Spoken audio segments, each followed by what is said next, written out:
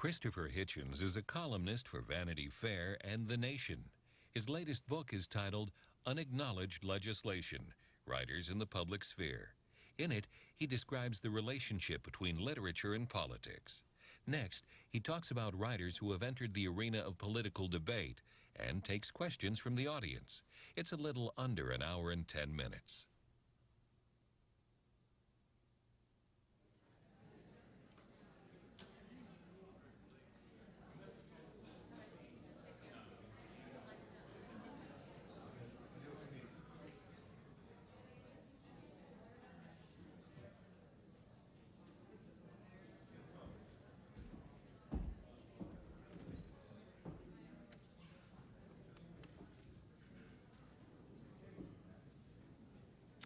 Hello.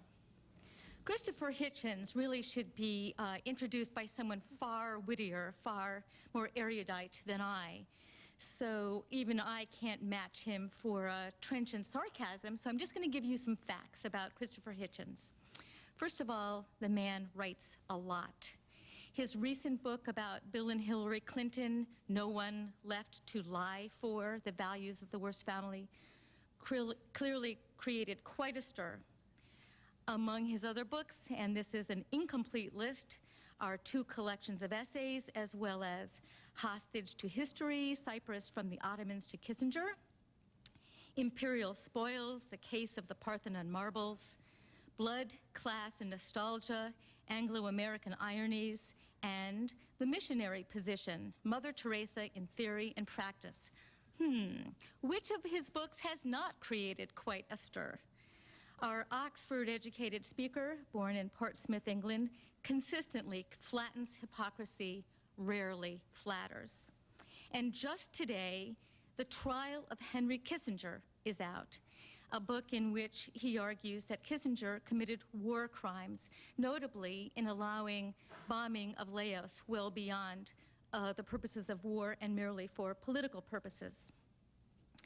And with his next book, he will return to that tradition so dear to the hearts of academics, the double title separated by a colon with, On the Contrary, colon, Letters to a Young Radical. By the way, if you check out Christopher Hitchens' website, you will find not only Hitchens' memorabilia for sale, but also a list of people he considers artists, comrades, and mentors. This is a list that includes many people, among them Tom Tomorrow, one of my favorite political cartoonists, Susan Sontag, Albert Camus, Mark Twain, George Eliot, Karl Marx. He also thanks and appreciates Tom Paine, a political essayist to whom Christopher Hitchens himself could easily be compared. I also noticed in the book that he will be discussing primarily tonight, he has an appreciation of Gore Vidal as the cosmopolitan man. And in discussing Vidal, he enjoys the image of a Congressman Vidal or a Senator Vidal, his blade flashing from its scabbard. And I thought, Senator Hitchens, his blade flashing. And sure enough, Gore Vidal nominated Christopher Hitchens as his own successor, his own Dauphin. Anyway, Christopher Hitchens is very visible. He writes columns for Vanity Fair and since 1982 for The Nation. We've seen him on Larry King Live, Hardball, Meet the Press. He would have participated in an online chat to discuss these accusations against Kissinger had not the sponsor, Encyclopedia Britannica, under somewhat suspicious circumstances, not canceled that event at the last minute. In any case, before I turn over the podium, I'd like to thank some of the sponsors of tonight's lecture, the Faculty of Arts and Sciences, the Department of Journalism and Media Studies, the Center for Critical Analysis of Contemporary Culture, the Department of English, and the Department of History. And now, to discuss unacknowledged legislation, writers in the public sphere, is The Nation's writer in the public sphere, Christopher Hitchens.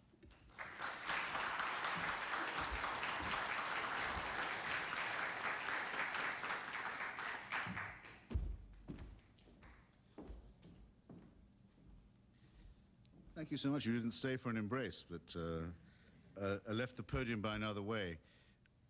That's very handsome indeed. I especially like the bit about being visible. My intention, though, is more to be palpable, where it could be, but visible will do until palpable can materialize itself. Because the attempt to make oneself felt, as it used to be said, is probably the highest calling of the cosmopolitan gentleman, a title I hadn't heard before tonight, but to which I now suddenly am filled with aspiration. It's very nice of you, ladies and gentlemen, all to come on such a beautiful English spring evening, the sort that makes me miss the plague-infested meadows of my youth, and to attend to what I want to discuss, which is the intersection of the literary calling and the public responsibility, which I'll do in this manner.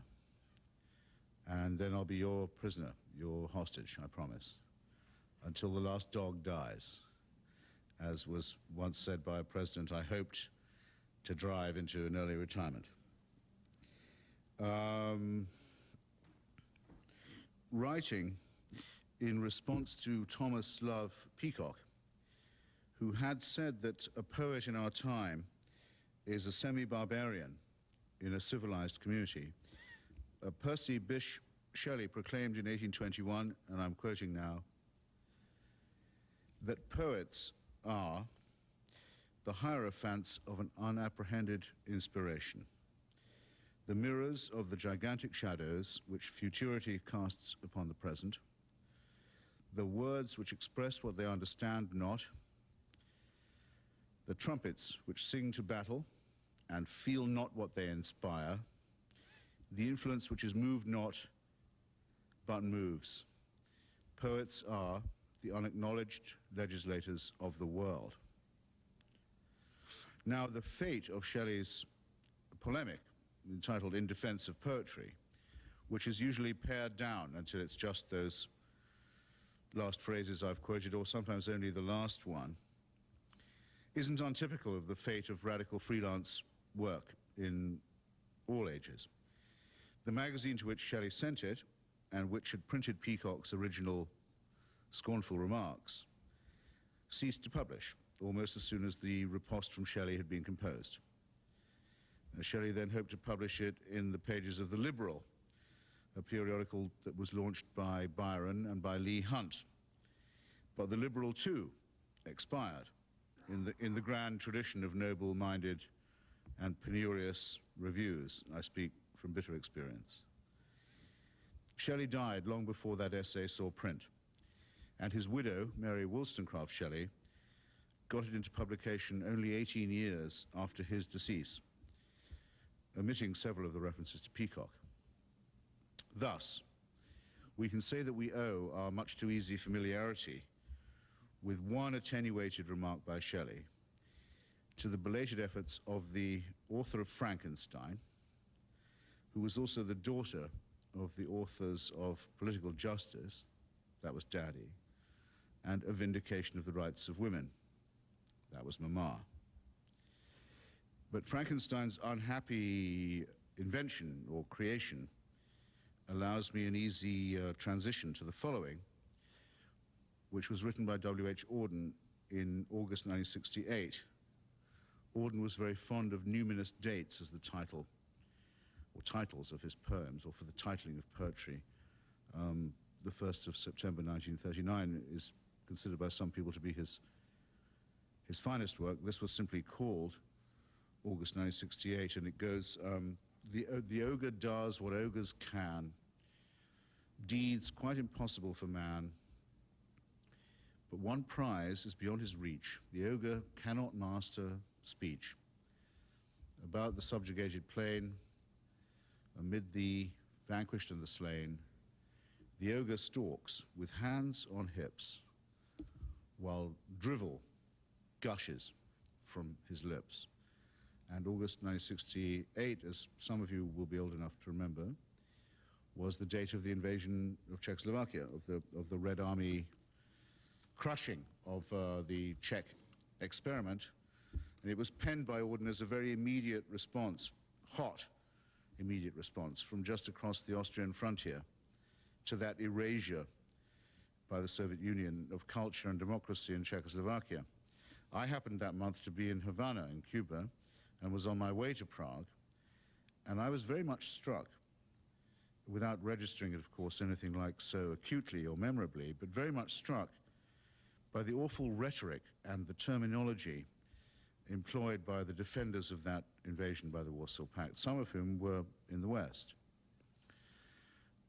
There's a term in French, langue du bois, the wooden tongue, which was coined by nobody knows who to describe particularly thuggish and inept phrases of propaganda. And langue du bois, the wooden tongue, seems to be the perfect appellation still for the name that the occupation regime in Prague and its sponsors eventually gave to the government they installed. They called it a regime of normalization. If you will pause for a second and consider the horror of living under a regime of normalization, you'll, I think, see the distance between that and poetry. And 21 years later, only 21 years later, the mighty occupation authority that had been installed by the full weight of that, I'm sorry to revert again to a foreign tag, but Ernst Fischer, the great Austrian Marxist critic, referred to it as Panzerkommunismus, Panzer communism. The full weight of Panzer communism that had imposed this regime in Prague collapsed, completely collapsed, amid laughter and ignominy, and collapsed without the loss of a single life or the breaking of a single limb as a consequence of a civil opposition that was led by satirical playwrights, ironic essayists, bohemian jazz players, I mean bohemian in both senses here, Moravian jazz players too, and rock musicians, and subversive poets, and that was all it took. Now, life in the Czech lands and also the Slovak lands has perhaps since become much more banal. You might want to say more prosaic. But would it be, I'm reverting to Shelley now, would it be merely romantic to say that Auden, in 1968, had been somehow aware of the gigantic shadows that futurity casts upon the present, moved not, or not so much as moving? He had prefigured the end of a system which depended essentially on gibberish and propaganda and upon lying. Now the sword, as we have reason to know, and it's an old cliché, is often very much mightier than the pen. I invert the cliché for these purposes. In a real fight, you'd rather have a sword than a pen. However, there are things that pens can do and that swords definitely cannot. And every tank, even every tank, as Bertolt Brecht once remarks, has a crucial flaw in its design. Its driver is the crucial flaw in that design. And suppose we imagine that that driver has recently read something good, or has a decent song, or a good poem in his head. Imagine that and everything becomes imaginable, and not just romantically. I was invited recently by the Los Angeles Times to contribute to what I think of as one of those symposia on politics and the novel. People write in, they do their stuff, they pick their hits and favorites and so on. And I was asked to name the works of fiction that had most influence on me. You've read these things, they come around every year. Novels were specified, works of fiction were specified. But even so, I ought really to have said the war poems of Wilfred Owen. Now, these poems are neither novels, and nor in one important sense are they fictional or imaginary. But I'll never be able to forget the way in which these verses by Owen from 1916 completely turned over all the furniture of my mind and inverted every concept of order and patriotism and tradition on which I'd been brought up. And I'd never then heard of, let alone read, the novels of Eric Maria Remarque, you remember All Quiet on the Western Front, or Henri Barbusse, or the paintings of Otto Dix, or even the works of Rosa Luxemburg. And of course the great trilogy, the great novelistic trilogy, recent winner of the Booker Prize, Regeneration by Pat Barker, to which I can't recommend you enough, had not yet been written. But it was through the door that was forced open for me by Owen's Dulce et decorum est. It is sweet and seemly to die for your country, pro patria mori. It was through the door forced open for me by those incredible verses that I found all these treasures. And so it's very satisfying for me to find and to read again his poem. It's called A Terre, in the earth or beneath the earth, being the philosophy of many soldiers, and to come across the following lines. Certainly flowers have the easiest time on earth. I shall be one with nature, herb and stone, Shelley would tell me. Shelley would be stunned. The dullest Tommy hugs that fancy now. Pushing up daisies is their creed, you know. That's a really fine and true appreciation of Shelley, to find a dry and ironic use for him for the idea of humans manuring the ground in death, and to find it in the very trench warfare and the commonplaces uttered by soldiers of 1914, 1916, 1918. Most of Owen's poetry was finished, completed would be a better word, in the 12 months before his life was thrown away by his commanders in a futile action on the Sombre Meuse Canal. And he only published 4 poems in his lifetime, only 4 in print, aiming for the readers of the Old Nation magazine and the Athenaeum, and spending, which always gratifies me when I think about it, part of his last leave, part of his last few days on earth, with Oscar Wilde's friend and executor Robert Ross, and with Scott Moncrief, a translator of remembrance of things past. In fact, Wilfred Owen, hailed as a soldier's poet and a poet of heroism and the front line and manliness. It took a long time for us to decode the poems and the letters, but comes to us now as one of the ancestors of gay writing in the 20th century. But much more than that, he's conclusively outlived all of the jingoistic versifiers, all of the blood-spattered liberal politicians, all of the garlanded generals and the other supposed legislators of his period, of his time. And he's the most powerful single rebuttal, I think, of Auden's mild and sane claim that poetry makes nothing happen.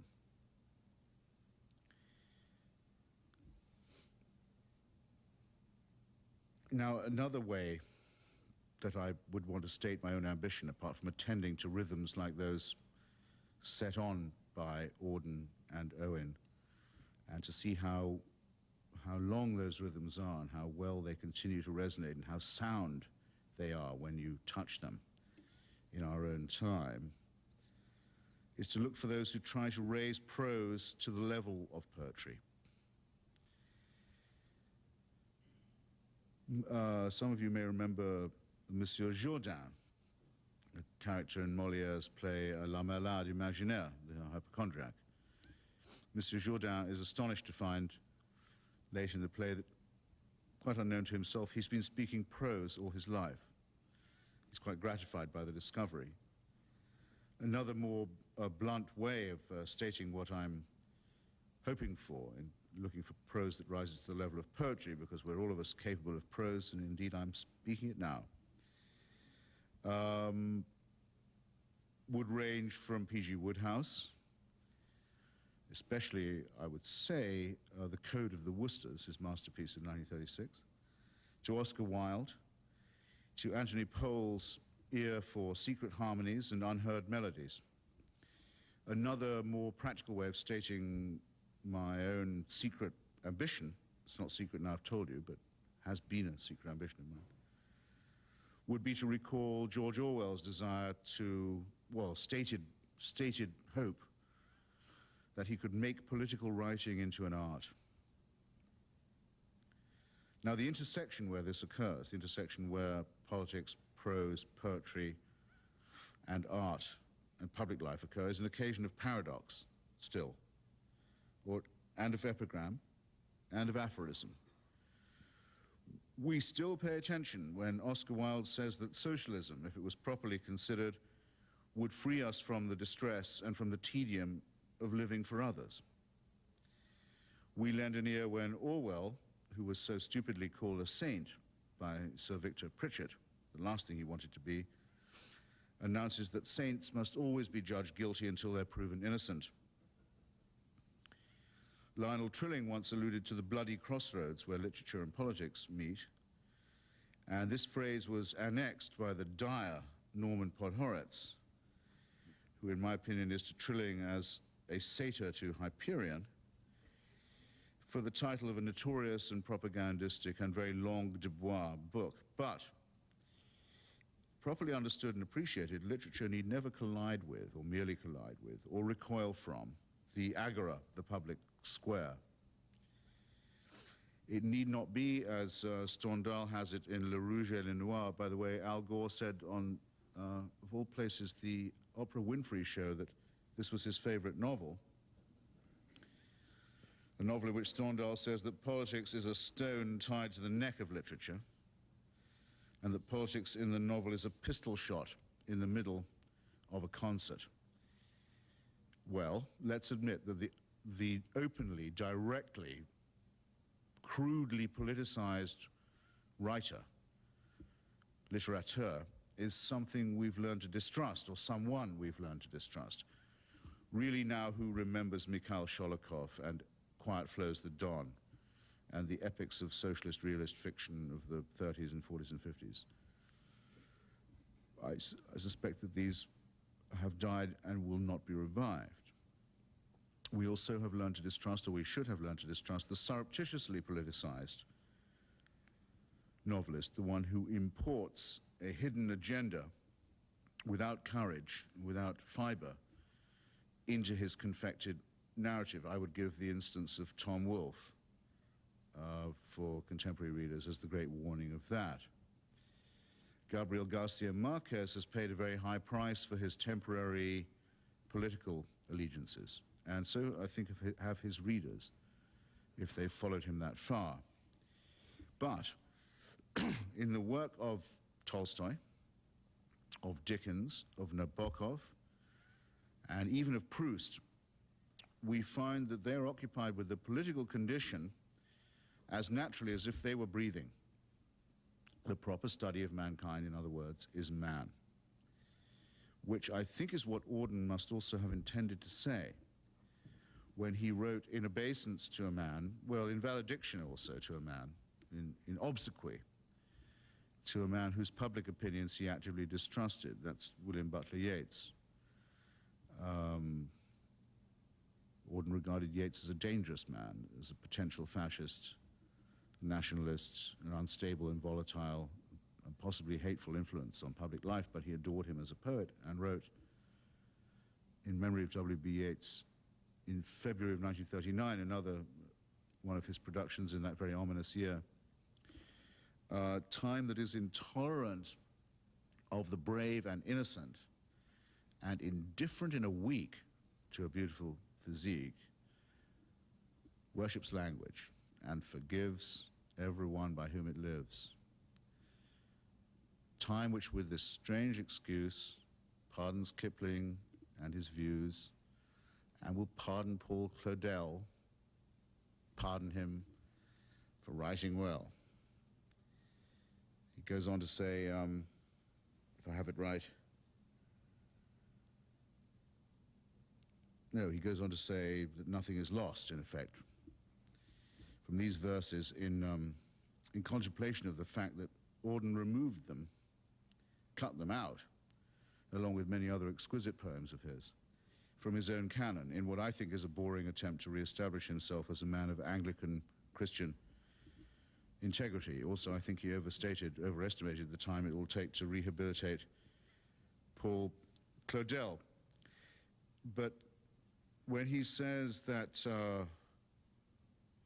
cowardice and conceit are pardoned and that the trophies will be laid at the feet of those who worship language, he means it seriously and he means it timelessly.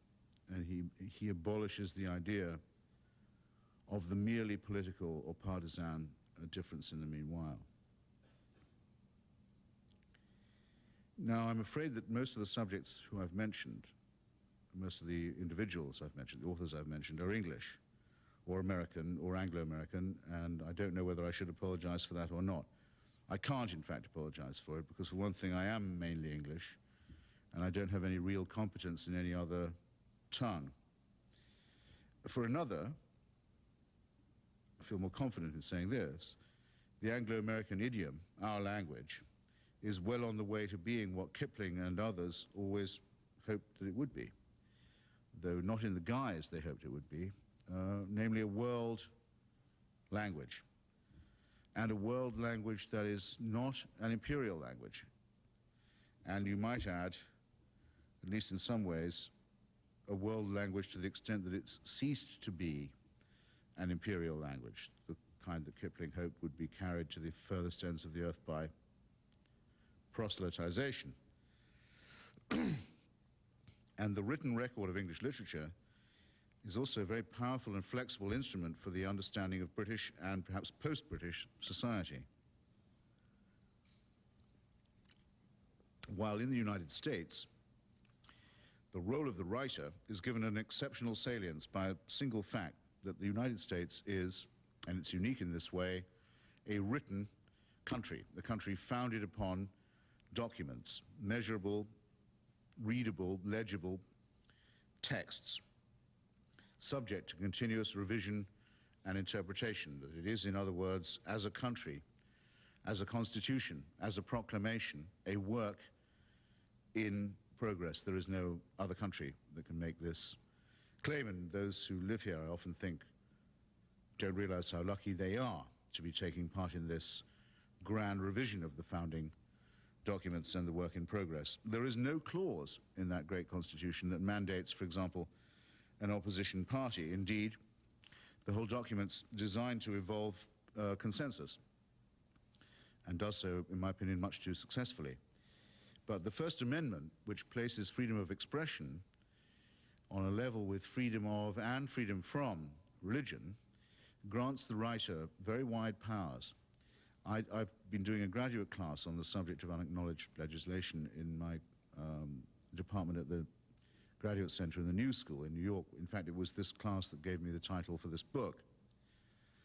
And I tried to show to the graduates who were kind enough to show up how often it is in the history of the United States that when all parties in the state and all forces and potentates within the state are agreed, are of one mind on a given matter, it's the individual pen which creates the moral space for a true argument. In other words, which substitutes for the opposition party for which the Constitution is so conspicuous. Some of the chief instances would be Thomas Paine on the whole issue of independence. Thomas Paine, who, since I'm standing where I'm standing, who bore arms with honor in the region of Trenton, New Jersey, on the issue of independence, and also on the issue of republicanism, of an anti-monarchical independence. William Lloyd Garrison and Frederick Douglass on slavery. Mark Twain and William Dean Howells on imperialism, on the expansionist urge. And Upton Sinclair and John Steinbeck on the exploitation of labor. Nearer to our own time, there was the disruption by Norman Mailer and Robert Lowell of the unspoken agreement that crossed all party lines on a war of atrocity and aggression in Indochina.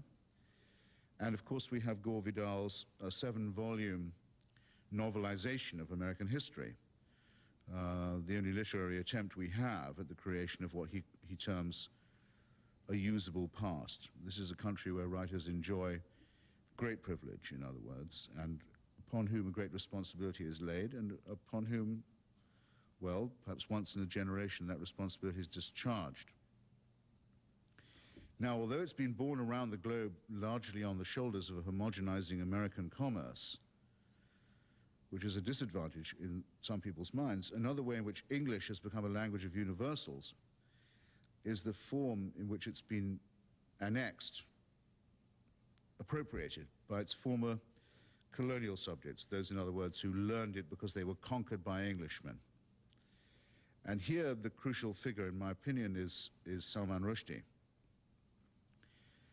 Ever since he wrote his magnificent evocation of the combination of partition and parturition in Midnight's Children, he's been raising a body of work which is, while it's deeply based in the love and the study of classical English letters, where he has an affection and what can I call it, an acquaintanceship that's second to none, truly deserves the name of being cosmopolitan. I will, in fact, break off here to tell you an anecdote. I noticed the other day that Robert Ludlum had died. Perhaps you too mourned it when you saw it in the New York Times, which printed, as well as his obituary, the long list of his publications. And I was present once at a discussion where Salman Rushdie was also present, where someone was denouncing Robert Ludlum, not just for being a bad writer, that would have been, shall we say, otiose or supererogatory, or surplus to requirements, but as a man who had boring and bad and pretentious titles for his novels, such as the Scarlatti Inheritance, I think was one, the Eiger Sanction, the Bourne Convention, a tremendous freight of pomposity piled upon this pulp. And Mr. Rushdie was attending hardly at all to this discussion until somebody said, well, what if a Shakespeare play was to be titled by Robert Ludlum, at which point he leant over. And it was asked of someone with no more preparation than I'm giving you, well, all right, what would Ludlum have called Hamlet? And Mr. Rushdie said, the Elsinore Vacillation. So I said to him, look, Buster, you can't, I bet you, that's great, but you can't do that twice. What about Macbeth? The Dunsinane Deforestation. In no more time than it takes to tell, the kerchief implication, the Rialto sanction. It occurs to me now, as I'm telling you this, and it certainly very vividly occurred to me then, that no one can try and rework magically or post-colonially, or in any other fashion, the English canon. No one's going to be able to do that who doesn't know it and love it already. It is not to be reworked by those who think of it as a textual wilderness. And it's just as well to have a nodding acquaintance with the stuff before you embark upon updates. But that, by the way, no, not by the way, I wish I could have done that myself. I still do. I hope you do too. Anyway, his experiments with language and with dialect and his conscription of musical themes, he's almost managed to get music onto the page. He's approached the closest in my lifetime among my cohort, perhaps I could dare say, to poetry in prose. And he's also, and in an inescapable way, the way he tried to evade and would have wished to evade, has become a political writer for an emerging multinational, and perhaps I shouldn't need to emphasize this, secular readership. A horrible discovery that some of us have had to make in the last few years is the way in which the diverse has become uniform. That the multi-ethnic has become yet another excuse for sensitivity. That the more plural everything has become, the more singular it has become, that there are clusters of orthodoxies that are enforced as if they were single ones. And one of the instances of this, of multiculturalism and obeisance to it, multi-ethnicity and obeisance to it, a supposed complement to pluralism, could be enforced as an orthodoxy or as a uniformity, came in 1989, just as the ogre, Auden's ogre of 68, was about to collapse My friend Mr. Rushdie was criminally assaulted by a simultaneous death sentence and life sentence, a fatwa issued by a moribund theocrat. And the intervening 10 years, in which the forces of mercenary assassination and religious coercion and theological bullying were met and could only be opposed by the forces of wit and reason and irony, involved a campaign which I'm very proud to have had a small part in. And as I'm writing this to you, or reading this to you, saying this to you as he's writing still,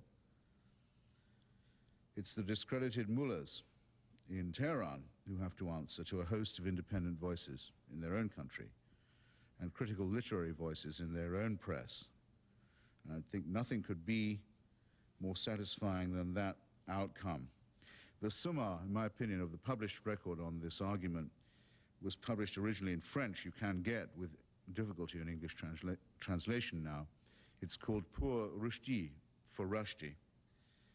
And it's an anthology in which almost every writer worth reading in the Arab world and the Farsi-speaking world, the Persian world, the wider Muslim world, takes Rushdie's side and identifies his crisis with the Satanic Verses, with their own hopes for the emancipation of their own societies. In other words, we were present, though many people were too grudging to realize it, at a very important catalytic moment with that battle. And that volume was the finest possible repudiation of all the Western conservative elements and some of the hanging back liberal and supposedly multi-ethnic ones too, who claimed to see merit in the Ayatollah's condemnation of blasphemy, or who claimed to find it all a question of sensitivity, and asked the bleating question, well, is nothing sacred? A question to which there can be only one answer. I'll state the question again. Is nothing sacred? Of course not. Now, aptly enough, perhaps, the very best defense in print of Rushdie as a profane and revolutionary writer in the great tradition of Joyce and Rabelais was actually written by Milan Kundera, who was and remains the literary eminence of the Czech cultural resistance of 1968. And you can find that brilliant essay in his own book, Testaments Betrayed. Marx is supposed to have said that one Balzac is worth 100 Zolas. And as an admirer of Zola, I partly resent and partly respect this judgment. Many of the writers I've been mentioning have had no agenda of any kind, haven't set out to be reformers or crusaders or pamphleteers. And many of them, many of my favorites, are conservatives, culturally or in a literary sense, whose insights and integrity are indispensable.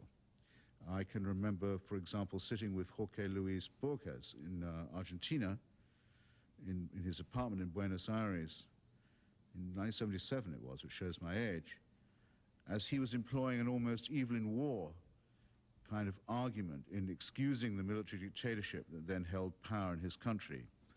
A government, I remember he said, a government of gentlemen, even if they're military gentlemen, is better than a government of pimps.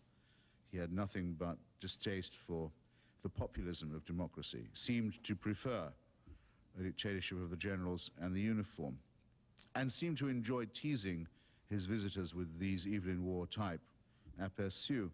But I had the feeling, even as he was doing it, that he couldn't quite keep up this pose and that it concealed a certain unease. And not many years later, I was delighted to see that he wrote a satirical poem ridiculing the war in the Falkland Islands, or the Malvinas Islands, if you're an Argentine, the Falklands Malvinas Islands, the Thatcher-Argentine War, in which he described the quarrel between Britain and Argentina over the islands as like watching two bald men fighting over a comb, whilst also making quite strong statements against the junta's cruelty that he lets allow him this, that he probably had just discovered in the matter of the people who had, it's a very powerful word, I think, in Spanish, desaparecido, the disappeared, those who, in the most terrifying thing that can happen under a dictatorship, had simply vanished, had dematerialized. And he wrote about it very well. I thought it wasn't just another author signing just another petition about just another human rights problem, because that you can get any day of the week if you read the New York Review of Books. I thought it was something much more important. It was the ironic mind refusing the dictates of the literal mind and finding the limit of dignity beyond which it could not be pushed. And Borges, too, don't forget, hugely assisted the evolution of English as a global idiom, as a global vernacular, and very much promoted it as such in his own native country and continent as well as beyond. If there's to be a Balzac in this instance, my own would be George Eliot. I spent a good deal of the 1990s attempting to understand the role that's played by lying and corruption and demagogy in American democracy, in the emerging banana republic in which we have elected, it might be said, to live, or perhaps not elected to live. I tried to write my heart out about lying and corruption and demagogy. Remember, to elect is to choose. Election is choice. But here's George Eliot in Romola, decades before, more than a century before, doing all my work for me in a depiction of 15th century Florence, which I'll read you if I may. There was still one resource open to Tito. He might have turned back, sought Baldassare again, confessed everything to him, to Romola, to all the world, but he never thought of that. The repentance which cuts off all moorings to evil demands something more than selfish fear. He had no sense that there was strength and safety in truth. The only strength he trusted to lay in his ingenuity and his dissimulation. Now that the first shock, which had called up the traitorous signs of fear, was well past, he hoped to be prepared for all emergencies by cool deceit and by defensive armor. He had simply chosen to make life easy to himself, to carry his human lot, if possible, in such a way that it should pinch him nowhere. And the choice had at various times landed him in unexpected positions. The question now was not whether he should divide the common pressure of destiny with his suffering fellow man. It was whether all the resources of lying would save him from being crushed by the consequences of that habitual choice. I've been attacked in the collection that I've assembled on these questions for not including enough women authors or writers. I therefore feel, without necessarily accepting the lash of that criticism, that I think now, as I've always thought, that George Eliot is the gold standard in these matters and will do duty for any number of the men who I've written about at greater length. Partly that is to say, because as I hope I've just proved to you, she speaks for herself. Now, I don't know what the vote would be if I asked for an extra minute or two, but I'll try and attempt a conclusion. And I should try and make it prescriptive, I think, and say what I think might be the... What if I've said is true might be the consequence of it? Where would it take you? What are the opportunities? What are the occasions in which, if you think about it in this manner, one might proceed as a writer? What are the opportunities, in other words, for the latent political or public intelligence of literature? Well, the first one, I suggest, is this. We must now begin to find a language that can match the new world. Actually, it would be better to say the new cosmos that's been created for us. No, I should better say revealed to us, though neither creation nor revelation are words that one should use carelessly. Disclosed to us by the Hubble telescope and the translation of DNA. We live now at the very opening of a time where the nature of humanity and the nature of the universe can at last be scrutinized and understood without racism, without tribalism, without creationism, and without superstition. We occupy a position of privilege none of our ancestors could have guessed at. One page of Stephen Hawking on the event horizon or the black hole is far more awe-inspiring, infinitely more awe-inspiring than any babble about the burning bush in Genesis or Ezekiel or any babble about Armageddon. But we still employ the stilted, faltering metaphors of our prehistory.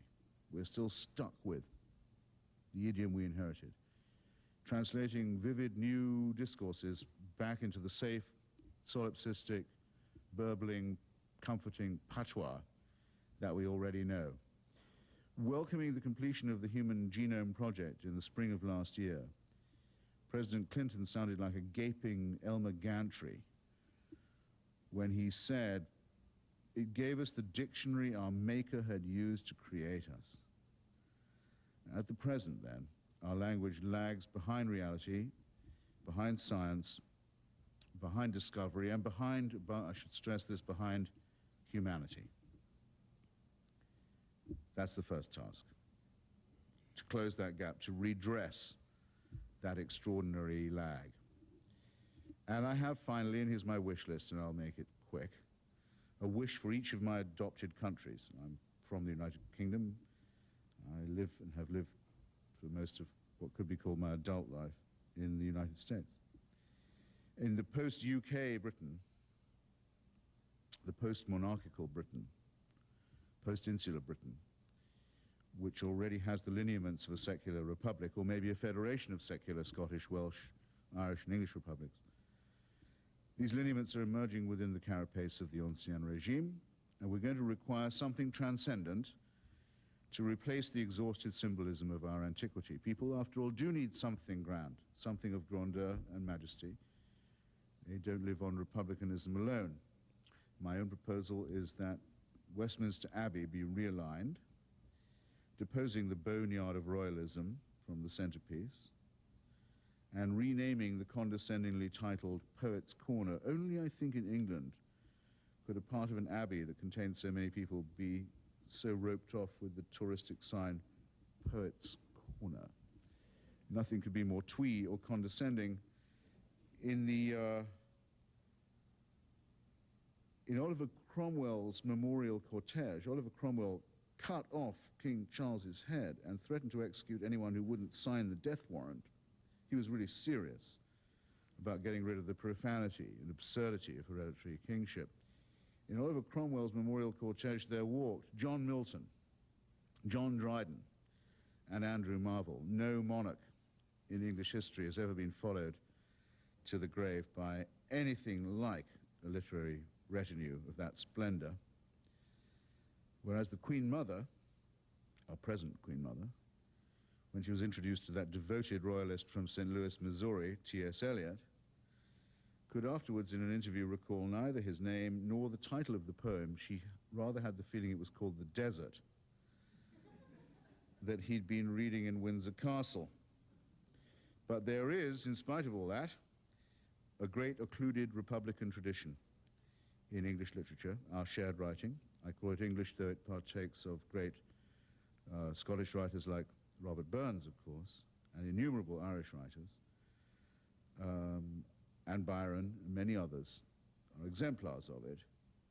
And it's time to make this Republican and popular and vigorous tradition explicit, and to teach it to the children, and yes, if you absolutely insist, to show it to the tourists too.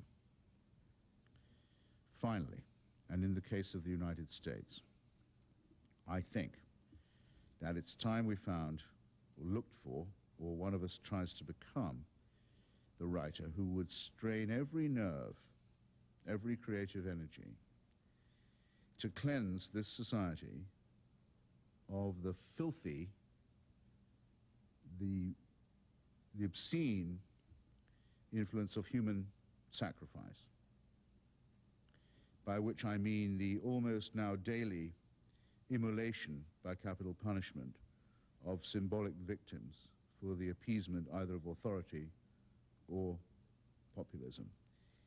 If it isn't normal to you, and you look at this society from the outside and see that it appears to require human sacrifice, every day or so, the full grotesquerie of it may not strike you. But I think it's also possible to live here, and I'm encouraged to find that there are many who agree with me, and to find it quite literally intolerable that the practice of human sacrifice still goes on in these United States. Some people say to me, well, other priorities may seem larger, have larger claims. But I think that there's probably no single change that could be made that will cumulatively amount to more than this one. Abolition, which I think would be the right name for it, abolitionist being the noblest word in the American vernacular, abolition would repudiate the heritage of racial bigotry and mob justice, while simultaneously limiting the overmighty state, or what some people call, rather too casually, big government.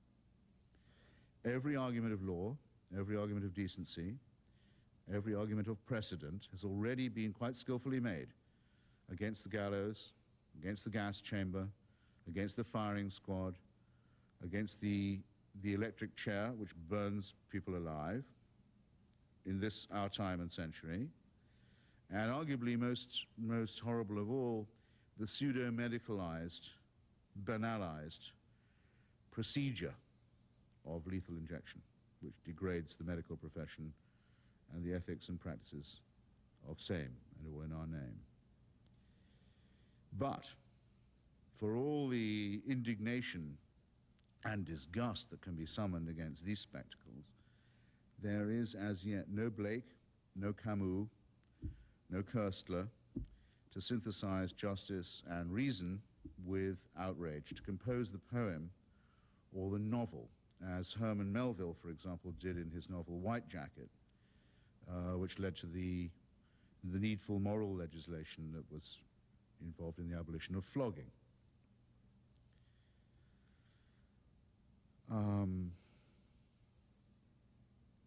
In the course of the past decade, I hardly bothered with any of the books that tried to tell me of the postmodern death of authorship, or the relativism or the collectivization of authorship or the novel. I thought this was a superficial and ephemeral style, and I thought it would be exhausted before it had begun. And I decided to spend my time instead in rereading and reading again, and then having another look at the writers who've allowed me to phrase what I've just phrased for you. And I'm grateful to you, ladies and gentlemen, in the form of this very imperfect critique and appreciation. I just hope that with some effort, we might begin to transcend the pessimistic definition of poetry, which describes it as the element that's lost in translation. Thank you.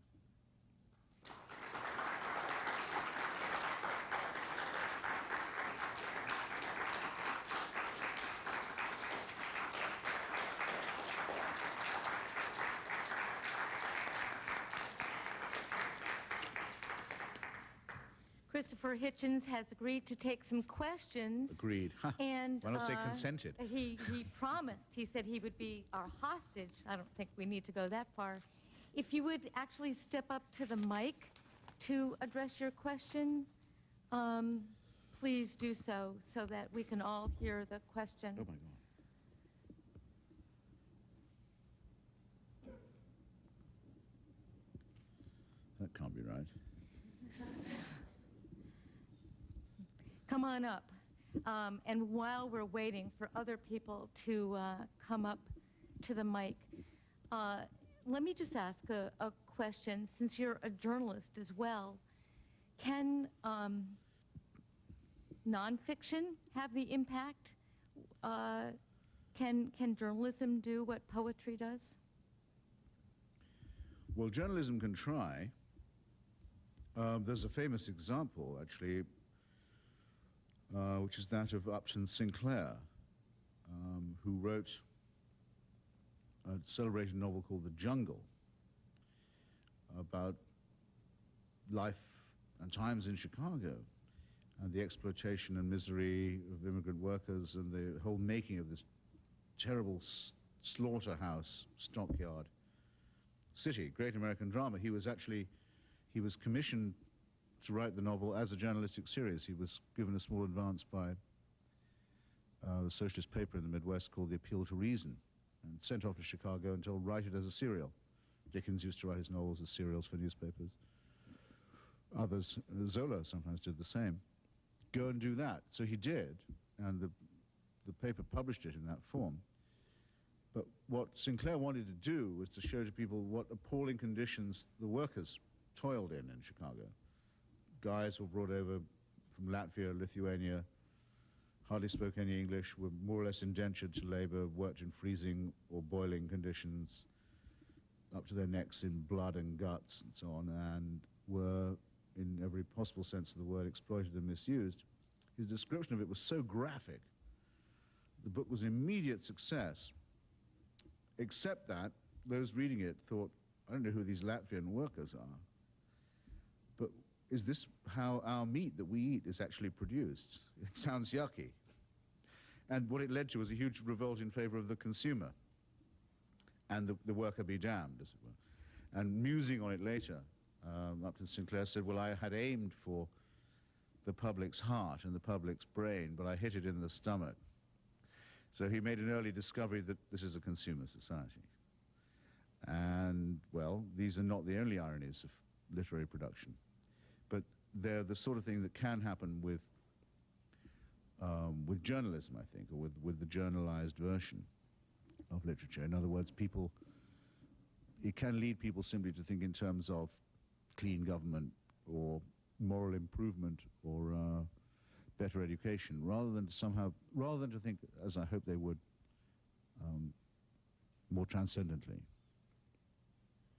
Just following up on that question, you admire George Orwell, and I do too. I think his appreciation for the word and the power of the word.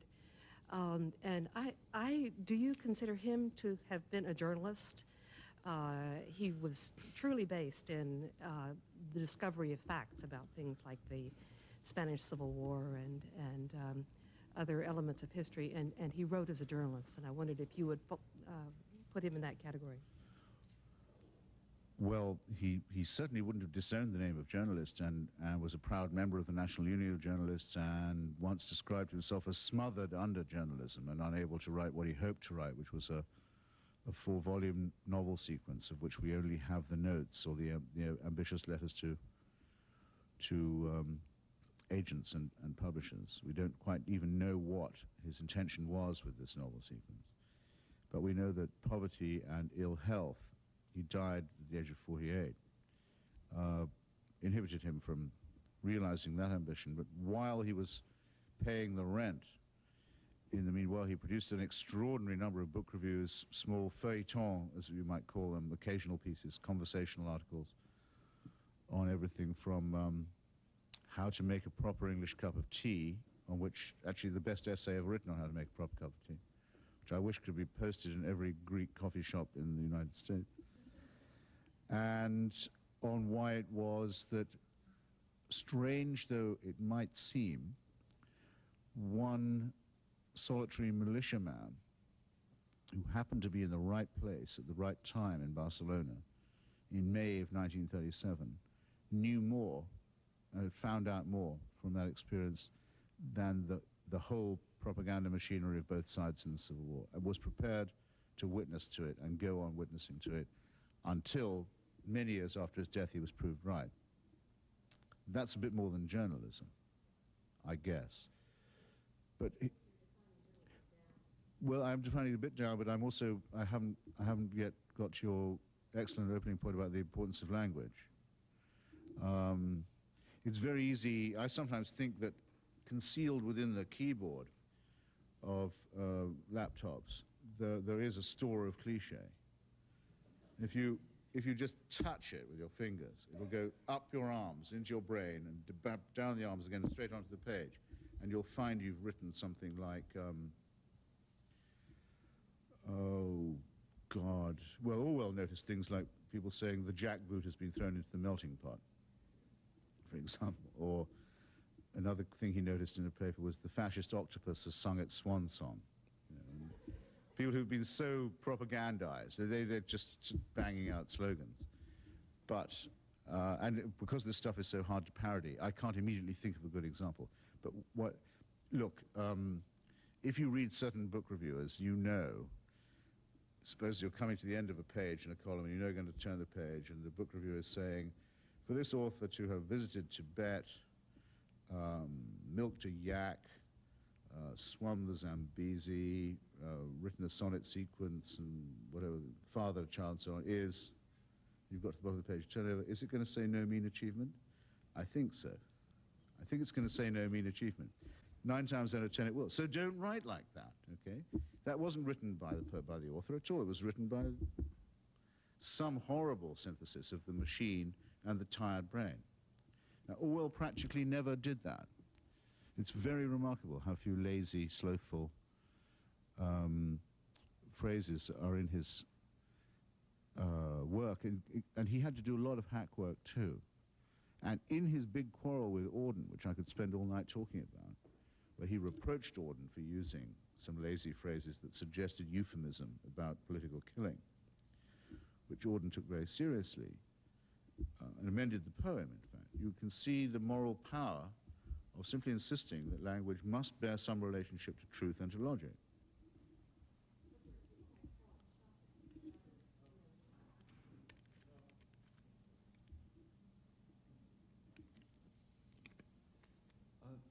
I have a small petty question and then a Listen, I shouldn't be the one to recognize questioners because I could have planted anyone here and I don't know whether she'd finished or not. They wanted the Would you be microphone. the one to point, because I'd feel it might be suspect if I... All right, Okay. first to the mic wins. Okay. The small petty question has to do with political poets who will survive. Yes. And I wonder if Brecht counts there. The larger question, in the defense of poetry, Shelley identifies poetry as a kind of enlivening spirit in science, philosophy, in other words, in all kinds of other things besides what we call poetry. And I wonder if you would recognize that spirit at work in other creative media now. Are there filmmakers, photographers who invent the poetic means by which we can make the changes? And finally, would your use of the phrase war crimes count as a poetic invention leading the way that jurists and lawyers will now need to follow? Okay, well, with Bertolt Brecht, I'm afraid that it's partly his own fault, but even his best stuff will always come with some kind of a warning label, because partly he thought it was a matter of survival, I'm sure, but he made a pact with power, with ideology at the time, in order to stay not just healthy. He didn't have to do it to save his life or to save the life of his friends. He did it partly because he agreed with it. And one of his best-known poems, as a result, will always be the one where he finally appeared to see what he'd done, which was in 1953, when there was a rebellion in East Berlin where he'd gone as a post-McCarthy literary refugee. And the Communist Party and the Soviet Union put down the rebellion, and later distributed a leaflet on the Stalin Alley, which was the name then of the main drag in East Berlin, saying that the workers had lost the confidence of the Communist Party and would have to toil quite a long time before they won this confidence back. And Brecht at that point wrote, but did not then publish, a short poem that said, wouldn't it be easier for the party to dissolve the people and elect a new one? And that's probably his best-known line of verse, in fact. But it's not remembered just for its aptness, but because it appears to show that towards the end he had a realization, an ironic one at any rate, of how he had been, as the French say, a valet du pouvoir.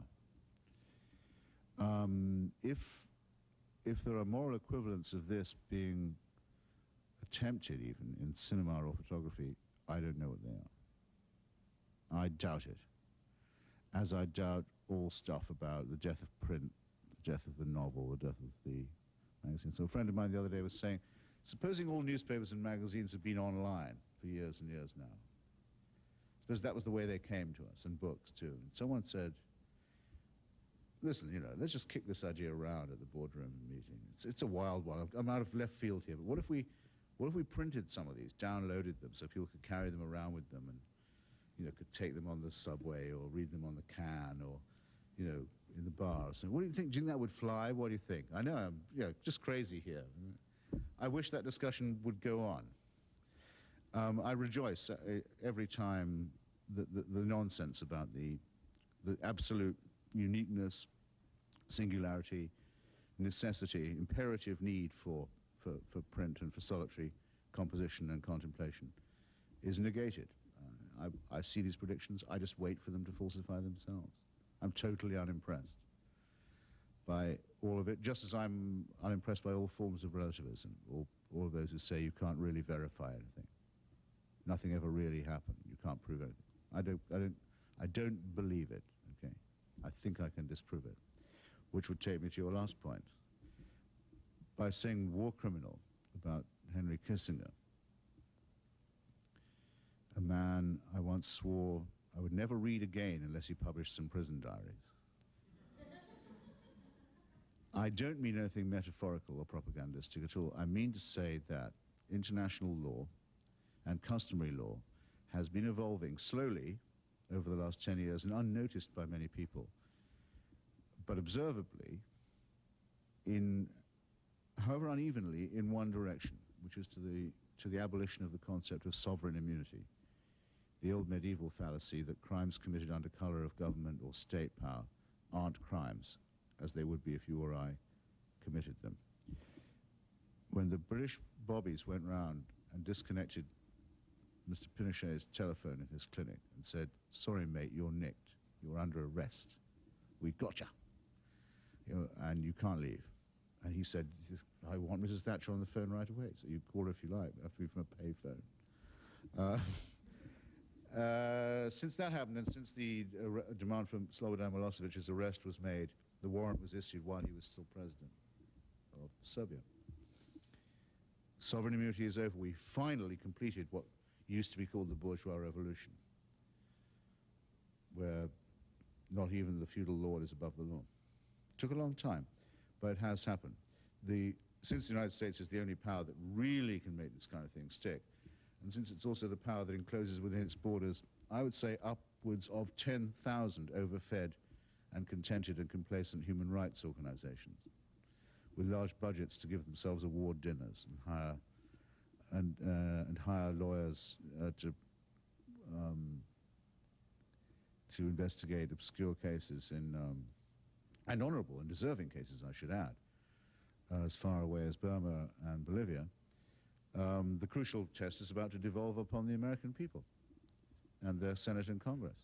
Will they shelter the most outstanding single war criminal in the world within their own borders, continue to shower him with honors, attention, and sycophancy, even though he has spat in their face, broken their laws, falsified their own historical record, stolen the documents that would allow us to scrutinize it, and made the name of the United States deservedly stink in mass graves stretching from one end of the terrestrial globe to the other. My wager is that they won't say that they'll live with that, but if they do, the consequences are just as grave. It means they must simply drop the habit of lecturing other people about war crimes and crimes of state. So the stakes are very high, but so they should be.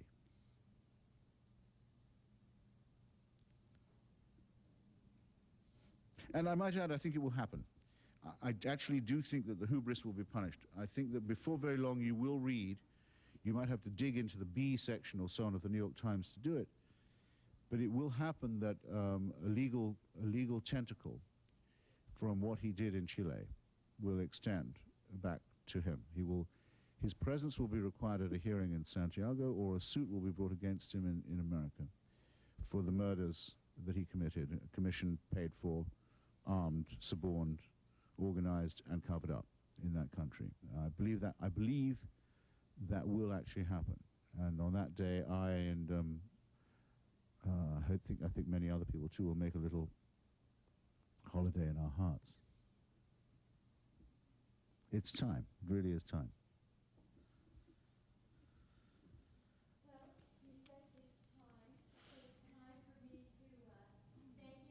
Christopher Hitchens is a columnist for Vanity Fair and The Nation. His latest book is titled Unacknowledged Legislation, Writers in the Public Sphere. It's published by Verso Books. For more information, visit their website at verso.com.